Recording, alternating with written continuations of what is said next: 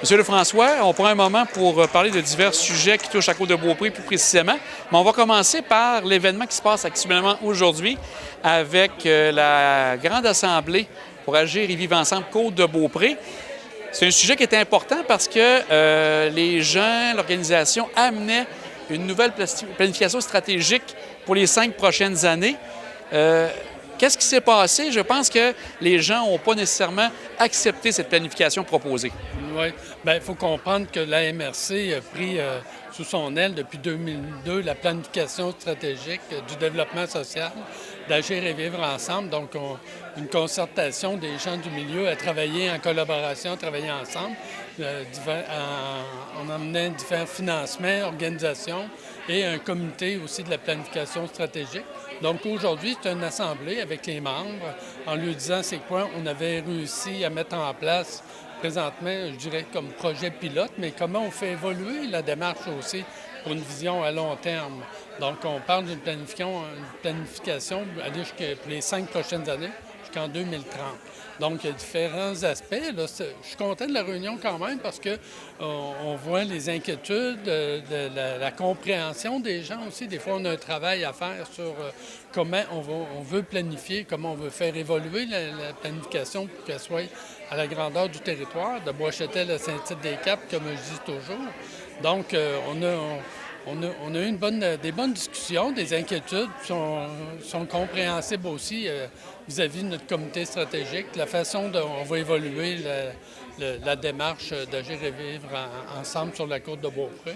Donc, il faut voir le positif là-dedans, de voir que l'implication et les gens très impliqués, on voit que c'est des choses qui tiennent à cœur à tout le monde, mais notre préoccupation, c'est de voir comment les faire évoluer et pouvoir les répartir dans divers projets sur la côte de Beaupré.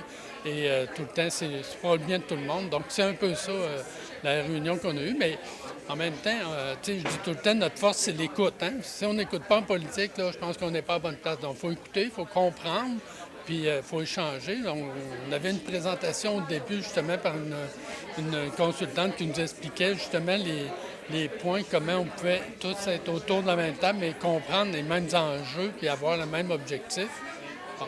Tant qu'on a le même objectif, moi, j'ai aucun problème. Je pense qu'on va réussir à s'entendre et à travailler ensemble. Oui, parce que les gens autour de la table qui étaient présents avaient à cœur, comme vous dites, le développement ici de la région. Est-ce que, dans ce qui s'est dit, est-ce qu'il y a des éléments nouveaux que vous ne saviez pas par rapport à ce qui a peut-être amené une meilleure réflexion par la suite là, pour le comité stratégique? Bien, oui, il faut comprendre. Le comité stratégique était tous ici. Donc, eux, c'est des gens qui sont à l'écoute et justement qui travaillent dans le milieu. On a des élus qui en font partie, des gens du milieu communautaire. Donc, ça, c'est une bonne chose. Donc, c'est là, c'est à échanger, à parler qu'on se comprend. Donc, ça va ramener un peu la compréhension et la direction qu'on doit prendre à la vitesse qu'il faut, mais en même temps, on n'est pas toujours obligé d'aller à la vitesse grand V. On peut prendre le temps de donner une bonne planification parce que on vise le long terme. On ne vise pas un projet spécifique, on veut justement plusieurs projets et plusieurs façons d'agir et intervenir directement dans le milieu. Donc, on a vu aussi, il y avait une autre question qui était par rapport à ce que les gens amènent encore, que ce soit la MRC qui soit le fiduciaire par rapport au projet d'Agir et vivre ensemble, et aussi que le comité stratégique demeure en place jusqu'à la prochaine assemblée, grande assemblée du mois d'automne, à l'automne. Quelles sont les prochaines étapes à ce moment-là pour le comité stratégique avant d'arriver à la prochaine assemblée d'automne? Bien là, ils vont faire un compte-rendu de la réunion d'aujourd'hui, de voir les différents outils qu'on a mis en place. Au niveau de la MRC, je suis content que là, les gens soient satisfaits que la MRC demeure quand même le porteur du dossier avec les organismes du milieu. Donc ça, suite à un sondage, j'ai vu le résultat, bien, j'étais content parce que je suis persuadé aussi que la MRC, c'est le meilleur outil de planification régionale qu'on a sur notre territoire. Je dis toujours que la MRC, c'est un gouvernement de proximité. Puis, on a des responsabilités qui s'ajoutent au niveau de la MRC, de l'aménagement de territoire et de l'organisation. Donc, là-dessus, pour moi, c'est positif. Puis, je suis content. On va continuer à travailler avec le même objectif, comme je disais tout à l'heure, d'améliorer les choses et s'assurer une bonne compréhension de chacun son rôle. On prend un moment aussi pour parler du fameux dossier de la MRC, du Mont-Sainte-Anne pour le secteur Est. Quand on s'était vu en mars, il y avait des rencontres qui allaient se préparer avec la CEPAC, avec le ministre Julien. Qu'est-ce que ça a apporté, ces rencontres-là? Est-ce qu'on est encore dans un statu quo ou vous sentez qu'il y a des éléments qui amènent que RCR va être davantage sous la loupe au niveau des actions qu'ils vont faire? Oui. Bien, suite aux intervenants des citoyens qui ont interpellés concernant le secteur Est, nous, ce on avait dit, bien, on va être le porteur de vos commentaires, de vos questions avec les intervenants du milieu, dont le ministre et notre député sur la démarche avec oui, avec Mme Bourassa pour le secteur Est du Mont-Sainte-Anne, donc la partie ski de fond. Donc, on a fait ça, on les a rencontrés, on leur a demandé de rencontrer des groupes de citoyens, autant la CEPAC que le ministre avec notre député. Bon, par groupe qui avait fait la demande d'avoir plus d'informations, plus de détails. Au niveau de la CEPAC, ils ont fait le travail, ils ont rencontré plusieurs groupes qu'on nous avait demandé et même d'autres citoyens qui se sont ajoutés en finalité pour expliquer la démarche, comme c'est quoi la suite des choses pour le secteur Est, dont la propriété qui devient, la CEPAC qui va devenir propriétaire du fonds de terrain, justement de la partie ski de fond, qui reprend ses droits là-dessus. Mais par contre, RCR, il y a des négociations à faire sur la continuité de la gestion du ski de fond et de d'autres activités.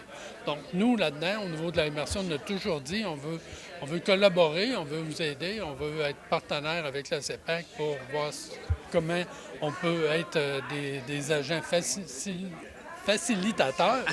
Donc, fait que ça, le message est bien entendu, autant au niveau du ministre que de la CEPAC. Et les gens de la CEPAC travaillent leur dossier pour le finaliser et qu'on puisse regarder en avant et poursuivre le développement de notre secteur. Parce que c'est une des inquiétudes de certains citoyens aussi. Quand on parle de développement de notre secteur, dans notre tête à nous, le développement du secteur, c'est les activités qu'on veut développer et non pas de développement résidentiel. Fait que ça, cette partie-là, bien, était pas très bien comprise par tout le monde. Donc, ça, on est venu la clarifier. Et c'est dans cet esprit-là qu'on travaille avec la CEPAC et qu'on a écouté les citoyens, justement, de leur inquiétude et de rassurer, parce qu'il y a des gens, justement, qui étaient beaucoup inquiets sur la suite des choses, mais là, nous, ce qu'on voulait rassurer, c'est justement les activités qu'on veut développer dans le secteur Est, puis préserver, parce que c'est un milieu naturel extraordinaire qu'on a. Donc, les activités de plein air, c'est sûr que c'est tout le temps l'idéal pour notre secteur. C'est ce qui fait notre richesse. C'est un trésor caché parce que quand on nous donne la peine d'aller visiter le secteur Est du Mont-Sainte-Anne, on voit c'est quoi la nature qu'on a, la chance qu'on a ça d'avoir chez nous.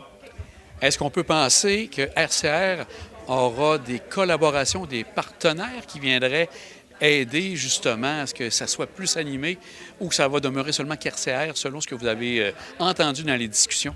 Bien, moi, je pense qu'il y a une ouverture à collaborer et à travailler ensemble en collaboration avec tout le monde. Nous, on est très ouverts à les accompagner. On a déjà des outils de planification, d'organisation via Développement Côte-de-Beaupré. On a créé Mouvement Mont-Sainte-Anne qui vient justement aider, contribuer à participer, à avoir à l'organisation d'équipements et d'activités. Donc, on va continuer dans cette branche-là. Et on a une écoute de tout le monde. Donc, nous, on veut juste que ça fonctionne pour tous et qu'on soit contents. Dernier sujet que je voulais parler avec vous, parce que ça vous concerne directement, parce que c'est la soirée de distinction de la MRC. On est dans les mises en candidature pour les gens qui souhaitent présenter des différentes personnes. Rappelez peut-être aux gens, ça peut ressembler à quoi les catégories que vous recherchez par rapport à la soirée de distinction? Premièrement, la soirée de distinction, c'est organisée par la MRC. Nous, ce qu'on veut mettre en valeur, c'est le bilan annuel de la MRC, toutes les activités qu'on a faites. Ça, c'est c'est une première chose qu'on veut faire. Ensuite, on veut souligner les élus qui sont là depuis plusieurs années, qui travaillent ou se démarquent. On a une catégorie, les jeunes élus, les femmes en politique et ceux que ça fait plus que quelques années ou qui ont fait des projets particuliers, autant local que régional. Donc, on veut les mettre en valeur puis les faciliter de leur travail et de voir de quelle façon on peut justement encourager les gens à s'impliquer en politique municipale.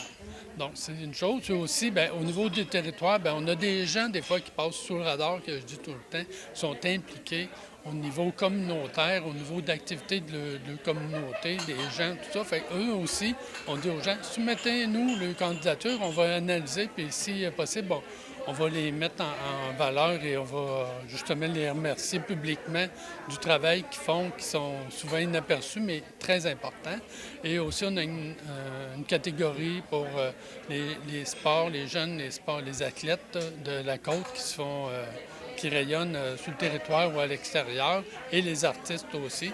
Donc, c'est un clin d'œil qu'on fait, c'est une petite claque dans le dos, c'est sans prétention, c'est une soirée bien amicale qu'on a du plaisir ensemble. Puis, en même temps, ça nous permet de réunir tous les élus de la Côte-de-Beaupré puis d'échanger parce qu'on a, on a chacun notre conseil municipal, mais parfois, c'est agréable de parler à nos voisins, les conseillers, conseillères qui se parlent, puis de partager notre expérience ensemble. Donc, c'est le moment idéal pour faire ça. Puis je pense que c'est apprécié de tous. Et ça, les gens, jusqu'à la mi-mai, pour faire des candidatures, ils vont sur le site de la MRC pour pouvoir proposer des gens? Oui, absolument. Il y a un formulaire sur le site de la MRC ou par les municipalités, qui est soirée distinction. C'est le 19 de juin qu'elle va avoir lieu. Et le formulaire est là pour soumettre des candidatures. Donc, tout le monde peut le faire. Et il y a un comité indépendant à part qui analyse les demandes par la suite. Est-ce qu'on aura le même animateur que l'an passé? Oui, je vais me faire un plaisir d'animer.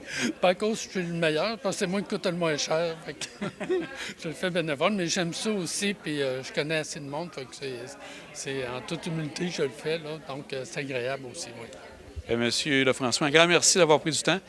Merci de prendre ce moment pour les gens de la Côte-de-Beaupré. Bien, merci de votre présence. C'est toujours un plaisir d'échanger. Merci.